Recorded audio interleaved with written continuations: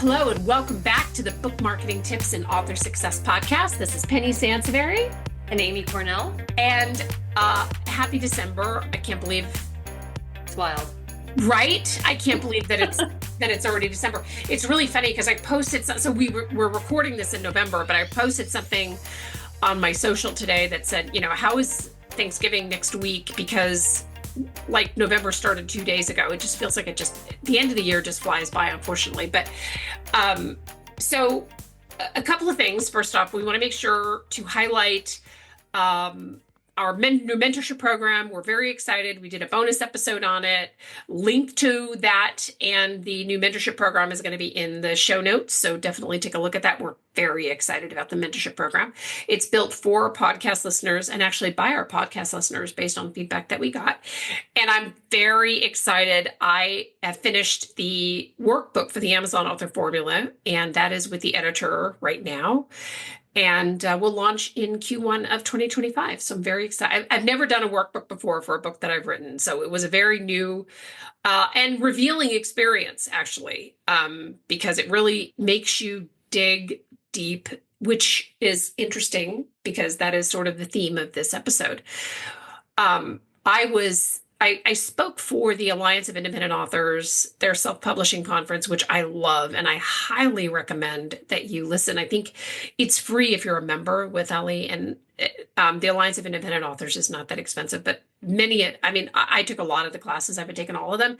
They were great. And I was sitting in this class, and this one author was saying, so they were talking about why these authors were talking about why they're successful. And this one author, she said, she goes, I spend a lot of time really sleuthing out my market, doing my own market research. And I get that. I think when authors hear the term market research, like their eyes kind of glaze over because it sounds complicated, expensive, complicated.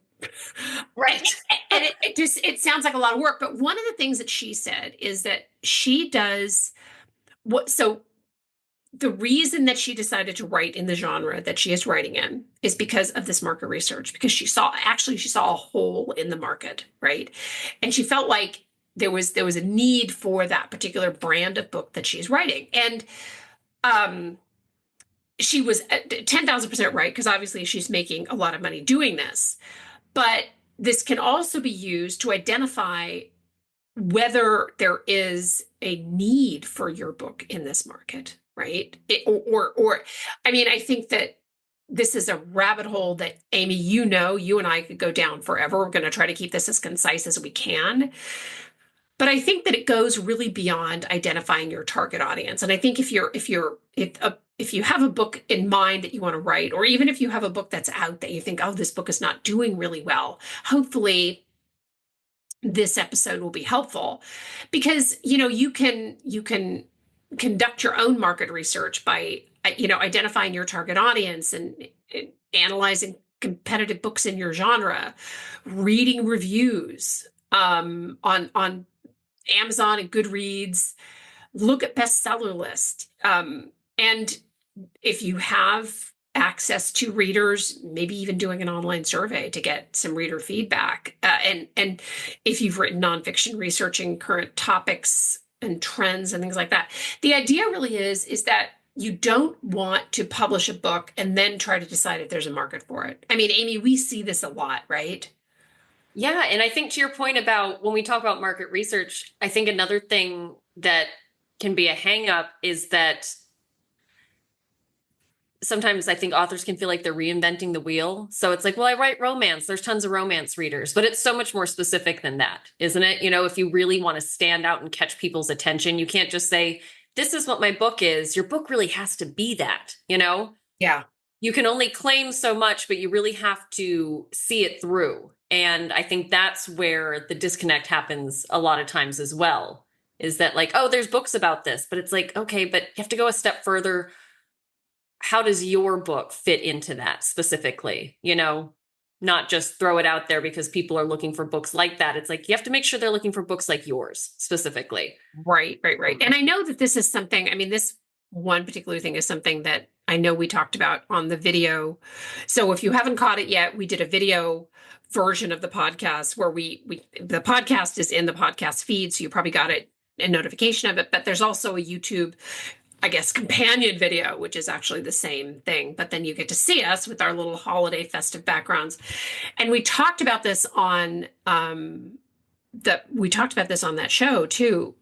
So many times I'm on the phone with an author, or I've met an author at a conference or something like that, and I'll say, who's your target audience? And they just don't really know. Well, I think maybe it's science fiction, or maybe it's this, or maybe it's that. And that's really, so what you're trying to do is really reverse engineer your book, which doesn't work if the book is written and on Amazon. I'm sorry, it's not funny, but it happens so much that I think where authors get lost is that they have an idea for a book and they fall in love with that idea. And I completely get that because I felt the same way about the Amazon Author Formula workbook. Like, I'm like, oh my gosh, I want to do a workbook. I fell in love with it. I'm so excited. But determining whether or not there is actually a market for it or where the genre lands Mhm. is something that a lot of authors don't, they spend a lot of time in the creative side and they don't spend a lot of time figuring out your audience demographics, your reader demographics. Do they read a lot? I mean, is this something that they're actually going to be interested in? And I think because I talked to an author the other day and they were like, well, this particular version of sci-fi is not really trending right now, and it's not doing really well. And I thought that was really astute of that person to do that much research in terms of their genre to know what's selling and what's not. But the other piece of it, though, too, is that research like that is also, I mean, it changes. It's kind of like fashion comes back, the mini skirt comes back. At some point, a lot of these genres come back in interest. So that's not really necessarily what we're talking about. We're talking about really defining who your target audience is and then creating a book that really serves that audience to a T. I mean, Amy, I know I've gone too far down the rabbit hole. No, Does that no, make sense? no, it's very true because again, like you said, there's so many layers to, especially, genre fiction, but even nonfiction. There's layers of needs, layers of interest, layers of, how savvy, like, because I mean, there's business books for people just starting out and then people that have been doing this for decades that are still trying to get to the next level. You know what I mean? And so Right. something with, fiction, there's different layers of interests and in tropes and things that people are interested in. So to just throw something, say like, well, the idea that I had involved romantic elements, so it's a romance book. It's like, that's not enough. That's definitely not enough. And a huge thing and this still surprises me, because we ask our clients this question as part of their prep work. Another big element is analyzing your competitors. Yes. Identifying like books that are doing well within your genre, figuring out why they're doing well, read the reviews, read the Amazon reviews. Penny, you mentioned Goodreads in the intro, like go to Goodreads as well, because I realize while a lot of authors still have a love-hate relationship with Goodreads, those are legit super readers. You know what I mean? Those are Mhm. serious genre fans. You can learn a lot by checking out the reviews. And a lot of times the reviews are really thoughtful and well thought out there. You may not agree with it, but usually if they have an opinion, it's for a very specific reason and they don't mind sharing it. Positive, negative, everywhere in between. So you can get I feel like the reviews on Goodreads tend to be a lot more insightful than some of the reviews on Amazon, honestly. So Yeah. that's another good place to go and do some research on reviews. Study their marketing strategies. We've suggested this before, but sign up for their newsletter, check out their social media, see what they're doing and what seems to be working for them. Because if an author is successful, they're doing what works. You know what I mean? So you're not going to see them putting a bunch of stuff out there that's not working for them. They would have refined that. So if they're doing something specific on their website, with their social, with their newsletter, pay attention. Penny, I'm stealing this from you. You say it all the time. Success leaves clues. And this is one of those areas where you really need to pay attention. But we get a lot of clients that when we ask them, and we phrase it this way, we say, what other books or authors are your readers already reading or already fans of? And, there's a good number of clients that have an idea. You can tell they really read in their genre, but then there's no bigger red flag that an author is not really all that involved in their genre when they go, I don't know, you know? Yeah. Yeah.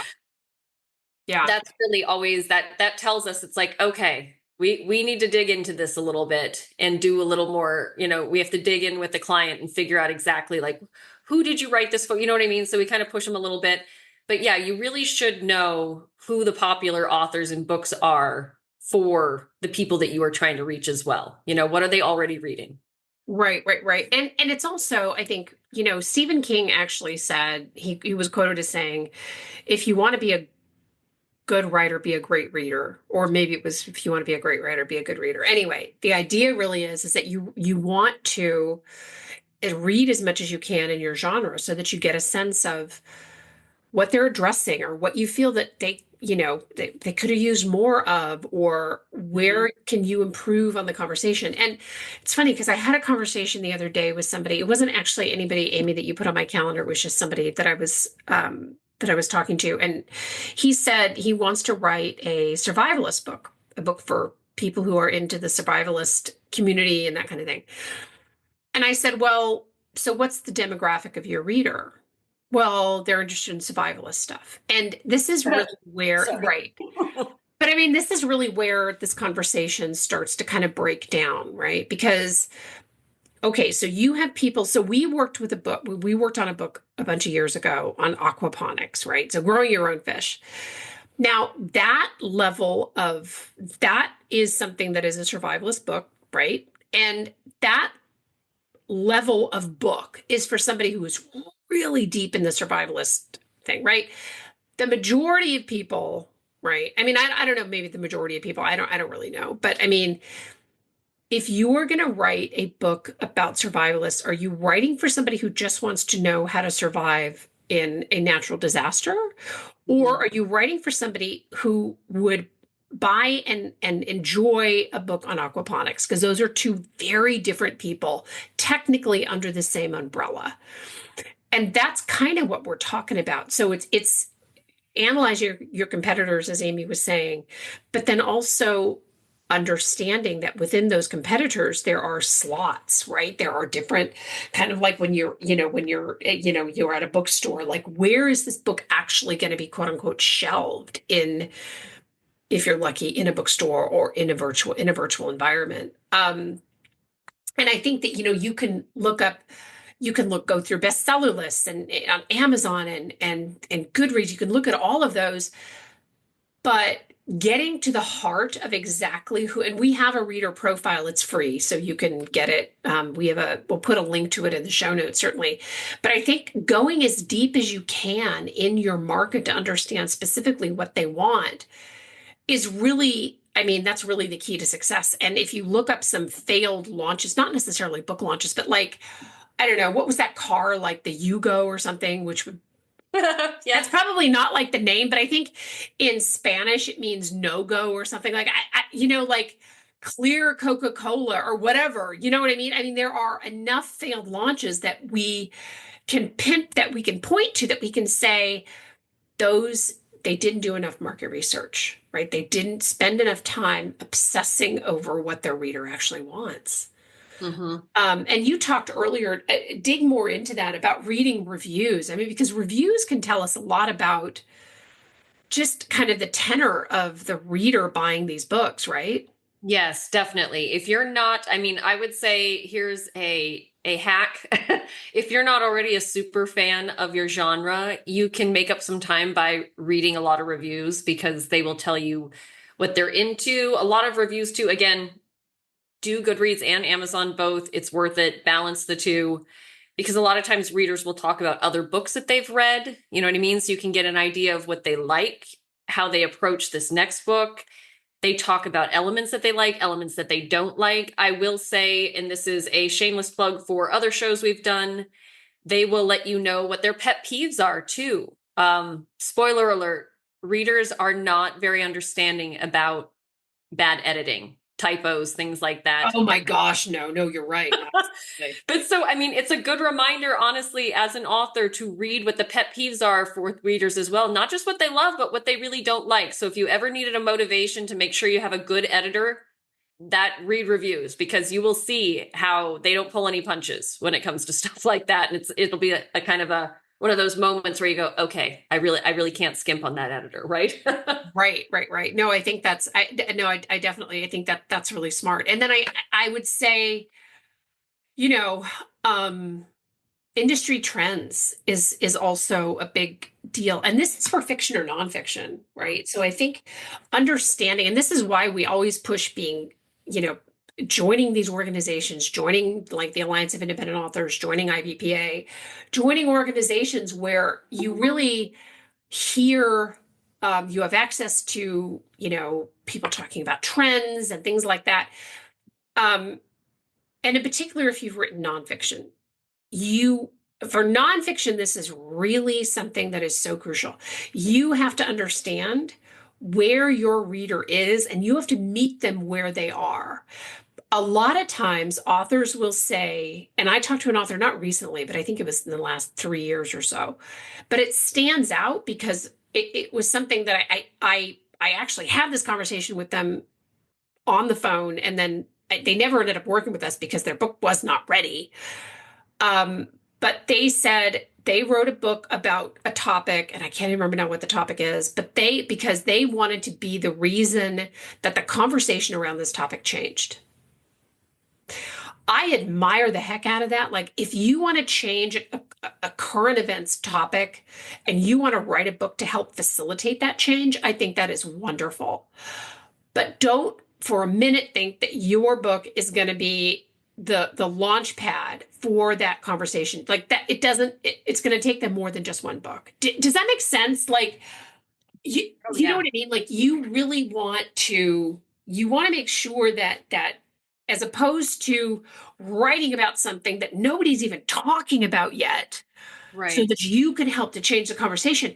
Instead, meet the reader where they are and then introduce them to Hmm. your topic. Does that make Yeah. sense? It totally makes sense. And I feel like we're dropping little Easter eggs of future shows and things that that we've already been brainstorming about. But I think, to the next level of that, it also reminds you that it has to go beyond the book. To your point about knowing what's going on in the industry, that's also that research, it's like a 2 for 1, y'all. Like, do that research, and then that will also show you what you need to be ready to talk about above and beyond the book. So, somebody that's releasing a book that's like, to Penny's point, if you want to contribute to a conversation that's already happening or shift that conversation or anything like that, spoiler alert, you're not going to do that with just your book. Mhm. You know what I mean? You have to go above and beyond that. You become a spokesperson for whatever it is you're trying to get out there.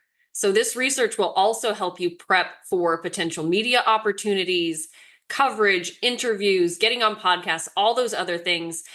So a lot of what we're telling you about and recommending right now, you can use all of this in so many different ways to support your brand above and beyond just making sure you're writing the right book. You know what I mean? Yeah, yeah, exactly, exactly. And you talk a lot about this social media analysis, and by analysis, we don't necessarily mean that you have to be obsessed with your social media, but um, you really, I mean, Amy, you talk about this a lot. You really want to pay attention to the conversations that people are having online.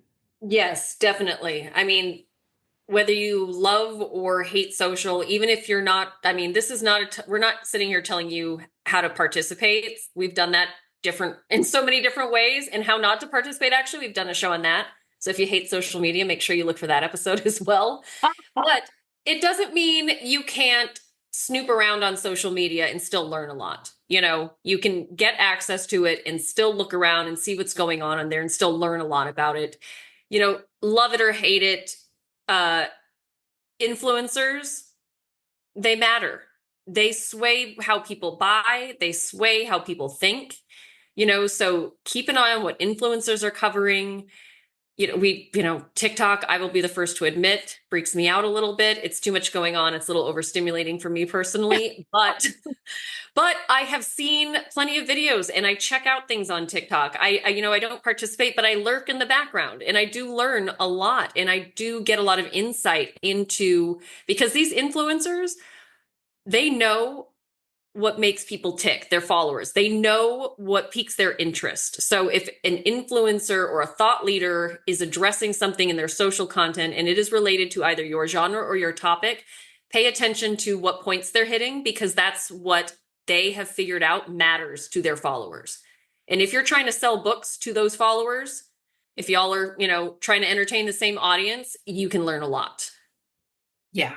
And I'm really glad that you brought that up, because here is the reason that I know we're talking about research. I know we're talking about like being like your own little private investigator to figure out where if your book's going to fit in, where it's going to fit in, et cetera.